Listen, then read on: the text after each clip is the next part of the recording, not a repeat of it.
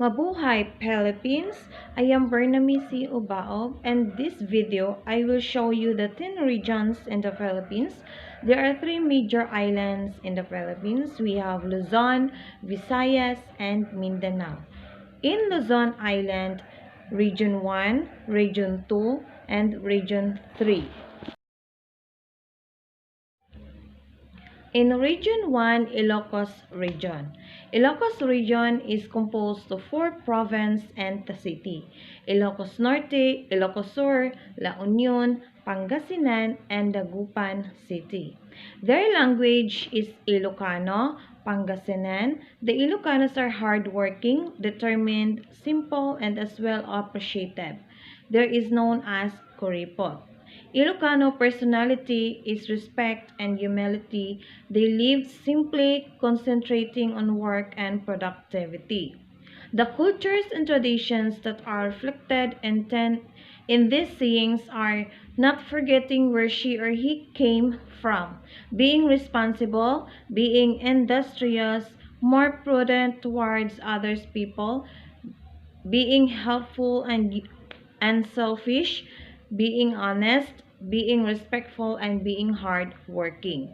Ornamental plants such as the marigold, kalakuchi, rosal, and sampaguita can also found in Ilocos Norte. Ilocos Norte known as tobacco industry.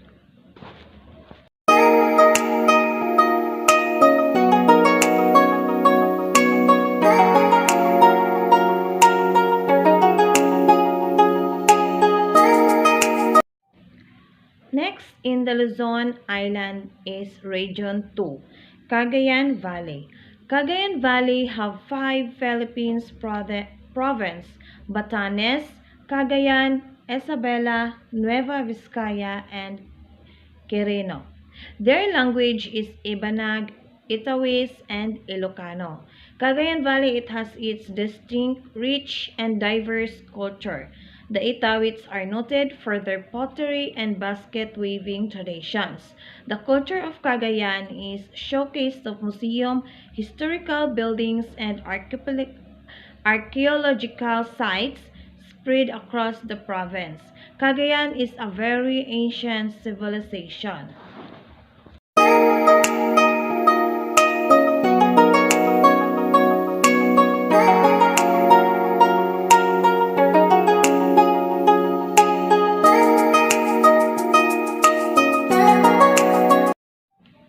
Next is Region 3 in Central Luzon. Baler is a town on the Philippine island of Luzon. In its center, Museo de Baler chronicles colonial history. On the coast, Cimento Beach is known for powerful surf, and Sabang Beach is lined with resorts. Central Luzon has a very diverse cultural heritage and colorful traditions, owing to the influence of Spanish, American, and Japanese colonizers. Itas, Sambals, Kampangpangans, Tagalogs, Ilocanos, and Pangasinans. Among the region's festivities, celebrations, and religious sites, the most prominent include the Carabao Festival and Obando Fertility Rites in Bulacan, the Giant Lantern Festival and Lenten Rites in Pampanga, and the Mango Festival in Zambales.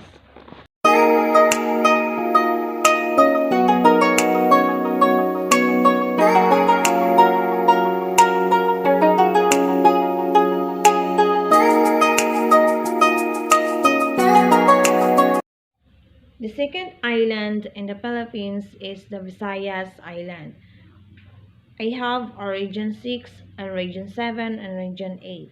Region 6 is a Western Visayas. Bacolod. Bacolod is a city on the northwest coast of Negros Island in the Philippines. Their language, people speak Hiligaynon or Mongko, and the rest speak Cebuano. Bacolod it is a first-class, highly urbanized city in the region of Western Visayas, Philippines. It is known as the City of Smiles because of its Mascara Festival. Flora and fauna. This wildlife animal sanctuary is located at South Capitol Road in Bacolod City. And they have more plants and trees in their commercial areas in the city.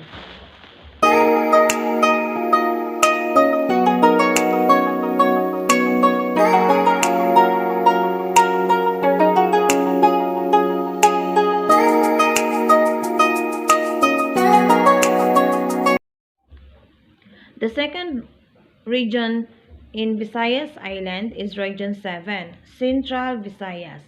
Central Visayas is one of the administrative regions of the Philippines, part of the Visayas Island group. This region has some magnificent beaches, many drive many dive spots and in Cebu City. Historic landmarks.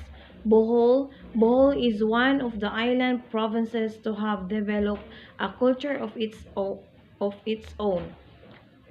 The Boholanos are known to be thrifty, law-abiding, hospitable, religious, humble people. Their language is Cebuano.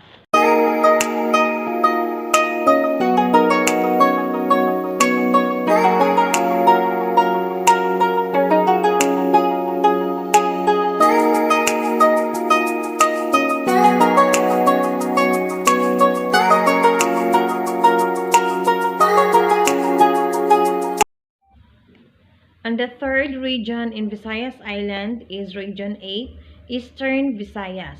Their language is spoke are Cebuano and Waray-Waray.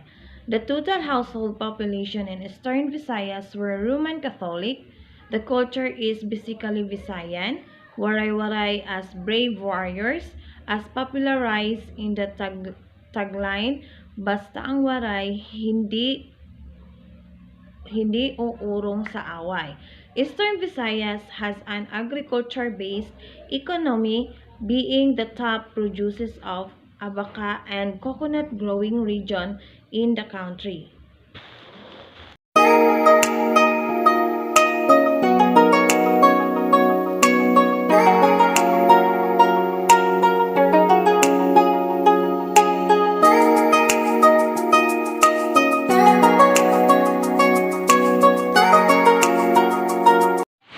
The third major island in the Philippines is the Mindanao Island, Region 9, Zamboanga Peninsula. Zamboanga City is home to 5 indigenous cultural communities: the Subanen, the Sama-Bangigi, the Banibugan, the Badjao, and the Iyakan or Yakan. These indigenous people supposedly have existed before the establishment of Zamboanga City and even the Philippine Republic. Their language is Chavaceno language. The Subanon are traditionally farmers and regularly move from one location to another to clear more forest for fuel. The indigenous beliefs of the Subanon include the veneration of a supreme being called Diwata Megbebea.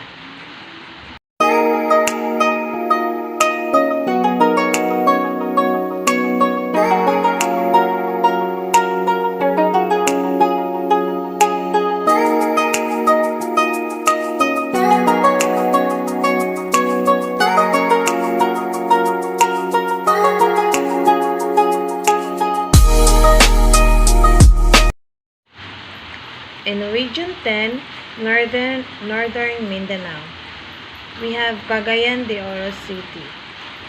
Cagayan de Oro City is famous not only for its white rapids but also for its people. Cagayan de Oro may very well be the happiest place in the country, the city of golden friendship. The culture of Higanao tribe can best be described as a culture of peace for solving their internal conflicts or settled feuds among other ethnic groups.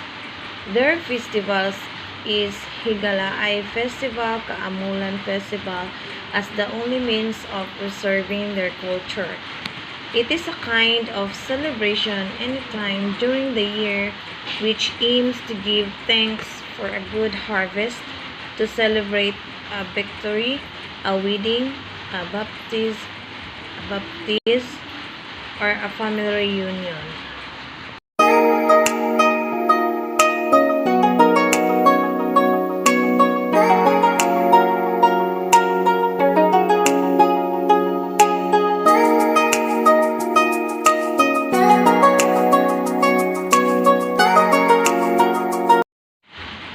In Region 11, Davao Region.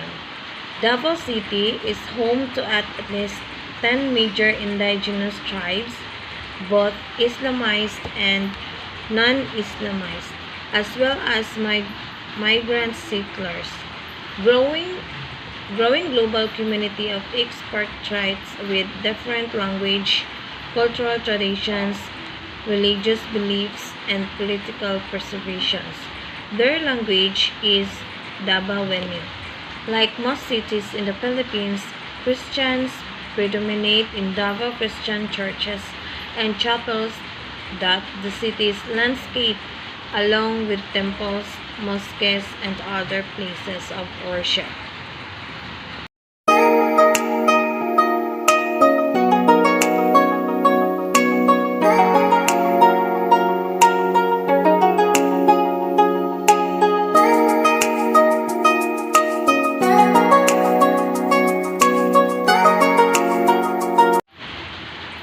In Region 12, South Central Mindanao, we have Cotabato City. Cotabato City, officially known as the City of Cotabato, third-class independent component city in the Bangsamoro Autonomous region in Muslim Mindanao, Philippines. The empire's rich tribe people culture, adventure, and nature are realized as Cotabato City celebrates Kalibungan Festival. Cotabato language is Magindanaon, Tagalog, Javacano, Maranao Iranon, English, Cebuano Yakan, Tausug Hokkien.